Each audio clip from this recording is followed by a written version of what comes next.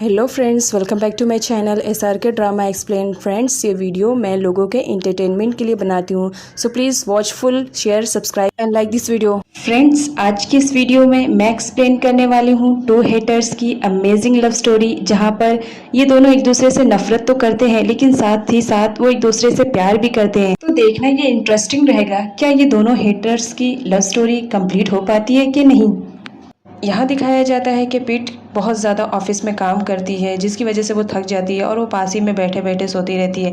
तभी वहाँ पर रुत आता है अपनी सिक्योरिटी से बात करते हुए ऑफिस के रिलेटेड। तभी वो देखता है कि पिट सो रही है और वो जस्ट गिरने ही वाली है, तो वो उससे जाता है और अपना कंधा देता है ताकि वो गिरने ना पाए। और साथ ही साथ ये भी बोलता है कि ये कैसी लड़की है, इसकी आदतें कैसी है, मुझे तो बिल्कुल समझ में नहीं आता है। कभी एक मॉडल पे खुश हो जाती है और कभी कहीं पे सोने लगती है। खैर कोई बात नहीं, मुझे तो काम है, मैं यहाँ से जाने वाला हूँ। तो वो उसे एक साइड में सुलाकर जाने लगता है, क्योंकि उसे इमरजेंसी में लैन ने बुलाया था मिलने के लिए। तो रुत लैन से मिलने के लिए जाता है। वो दोनों वहाँ पर आए हुए रहते हैं जहाँ पर मुक जॉब करती है, क्योंकि यहाँ पर तो हमारे लैन को मालूम पड़ जाता है कि ये लड़की कोई और नहीं मुक है, तो वो उसे लालची समझता है और उससे शादी ना करने के लिए कहने के लिए आता है। तभी लैन देखकर शॉक्ड हो जाता है कि वहाँ पर तो नेक भी आई हुई रहती है, जिससे वो बहुत ज़्यादा प्यार करता था। तभी लैन पास्ट का सीन सोचता है जब वो नेक को प्रपोज करने के लिए रोज़ लेकर जाता है, जहाँ पर नेक उसकी इंसल्ट करती है और साथ ही साथ उसे ये भी बोलती है कि वो तो सिर्फ टाइम पास के लिए,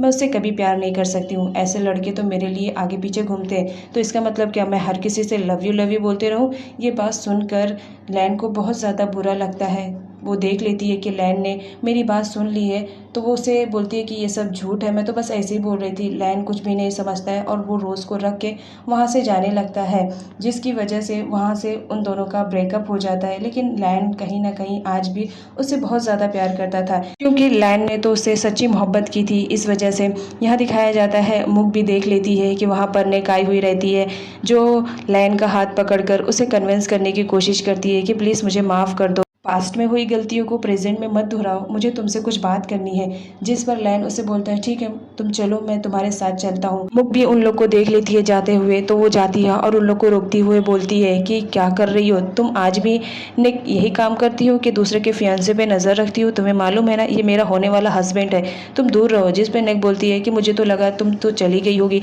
लेकिन तुम आज भी इसके गले में फांसी का फंदा पड़ कर बैठी हो, इसे छोड़ क्यों नहीं देती हो, तुम जानती हो ये मुझसे कितना ज़्यादा प्यार करता है। यहाँ पे पास्ट में दिखाया जाता है कि नेक मुक को भी बहुत ज़्यादा परेशान करती थी अपने दोस्तों के साथ मिलकर। वो हमेशा उसे बुली करती थी इस बात के लिए कि वो बहुत ज़्यादा जाहिल है, इसे पढ़ने लिखने कुछ भी नहीं आता है, जिसकी वजह से नेक अपने फ्रेंड्स के साथ मिलकर हमेशा मुक को परेशान किया करती थी। कभी उसके सर पे दूध डाल देती थी, कभी अंडे फोड़ कर डाल देती थी, इतना ज़्यादा परेशान करती थी कि उस वक्त मुक बहुत ज़्यादा परेशान हो जाया करती थी। इधर प्रेजेंट में दिखाया जाता है कि मुक अब पुरानी वाली मुक नहीं रह गई है, तो वो नेक को मुंह तोड़ जवाब देती है, जिस पर लैन मुक को समझाने की कोशिश करता है कि तुम इस तरह इससे बात नहीं कर सकती हो। वो नहीं मानती है, तो वो उसे ज़बरदस्ती अपनी कार में बैठाता है और बोलता है चलो मेरे साथ, मुझे तुमसे कुछ बात करनी है। उसके बाद वो उसको लेके जाता है और उससे बोलता है तुम्हारी हिम्मत कैसे हुई, जिससे मैं प्यार करता हूँ तुम मुझसे कुछ ऐसा बोलो, तुम जानती हो मैंने तुम्हें इसी वजह से छोड़ा था, क्योंकि मैं उससे बहुत ज़्यादा प्यार करता हूँ और वो दोबारा मेरी लाइफ में आना चाहती है, तो प्रॉब्लम क्या है। तभी मुक देखती है कि एक बाइकर लैन को शूट करने वाला है। वो लैन को एक्सप्लेन करने की कोशिश करती है कि तुम्हें कोई शूट करने वाला है, लेकिन लैन नहीं मानता है, जिसकी वजह से वो कार ड्राइव करने लगती है और अनफॉर्चुनेटली कार का एक्सीडेंट हो जाता है, जिसमें लैन और मुक दोनों बहुत ज़्यादा ज़ख्मी हो जाते हैं। जब शूटर को मालूम पड़ता है कि इनकी बाइक पलट गई है, वो उसके पास जाता है शूट करने के लिए, लेकिन तभी वहाँ एम्बुलेंस आ जाती है, जिसकी वजह से वो वहाँ से भाग जाता है। यहाँ पर मुक के पीए को भी मालूम पड़ जाता है उन दोनों के एक्सीडेंट के बारे में, तो वो आता है रुत को बताने के लिए कि लैन और मुक का एक्सीडेंट हो गया है। रुत तो शॉक में हो जाता है, वो बोलता है अभी तो ये दोनों यहीं थे, ऐसा कैसा हो गया। उसके बाद वो दोनों फटाफट हॉस्पिटल जाते हैं, क्योंकि उन दोनों को एम्बुलेंस हॉस्पिटल लेकर जा चुकी थी, जहाँ पर दिखाया जाता है कि मुक तो थोड़ी ठीक ठाक थी, लेकिन लैन को बहुत ज़्यादा चोट लगी थी। यहाँ पर दिखाया जाता है कि दोनों को अपनी फ़िक्र ना करते हुए दोनों एक दूसरे की फ़िक्र करते हैं। तभी मुक की फैमिली वाले भी वहाँ पर आ जाते हैं, क्योंकि मुक के पीए ने उनको कॉल करके बताया था कि मुक मैम का एक्सीडेंट हो गया। लेकिन यहाँ पर दिखाया जाता है कि मुक की कंडीशन ठीक रहती है, जिसकी वजह से वो गॉड को थैंक थैंक्स बोलते हैं। फिर देखकर शॉक्ड हो जाती है कि वहाँ पे रुत भी आया हुआ रहता है। तो वो पूछती है कि तुम यहाँ पर क्यों आए हो, जिससे वो बताता है कि मेरा फ्रेंड लैन है, उसका एक्सीडेंट हो गया है, उसे मिलने के लिए आया हूँ। तभी यहाँ पे उन दोनों की कन्फ्यूज़न दूर हो जाती है। वो बताती है कि मैं मुक की सिस्टर हूँ और रुत बताता है कि मैं लैन का बेस्ट फ्रेंड हूँ और मैं तुम्हारी बहन को भी अच्छे से जानता हूँ। मुक की कंडीशन थोड़ी ठीक थी तो वो जाती है लैन के पास उसकी तबीयत पूछने के लिए, लेकिन लैन तो उसी पे बिगड़ जाता है कि ये सब कुछ जो भी हो रहा है तुम्हारी वजह से और लोगों को पता नहीं क्यों नहीं दिखाई देता है। तुम मेरे लिए अनलकी गर्ल हो, लेकिन सारे लोग यही मानते हैं कि तुम मेरे लिए लकी गर्ल हो। यहाँ पर मुक उसको इग्नोर करते हुए बस उसकी तबीयत का पूछती है। तभी वहाँ पर दिखाया जाता है कि लैन के फैमिली वालों को भी मालूम पड़ जाता है कि लैन का एक्सीडेंट हो चुका है। तो वो लोग उससे मिलने के लिए आते हैं, जहाँ पर लैन की गर्लफ्रेंड भी आई हुई रहती है। उसके मॉम डैड का कहना था, देखो तुम जितनी जल्दी हो सके मुख से शादी कर लो, अगर तुम उससे शादी कर लोगे तो ये जो तुम पे बलाएं आ रही है वो दूर हो जाएंगी। जिस पर लैन बोलता है, देखिए मैं उससे शादी नहीं करने वाला हूँ क्योंकि मैं किसी और से प्यार करता हूँ। ये बात सुनते ही वहाँ के सारे लोग शॉक्ड हो जाते हैं और बोलते हैं तुम किसी और से प्यार करते हो, कौन है वो, क्या वो यहाँ पर है? जिस पर लैन बोलता है कि हाँ वो यहीं पर मौजूद है।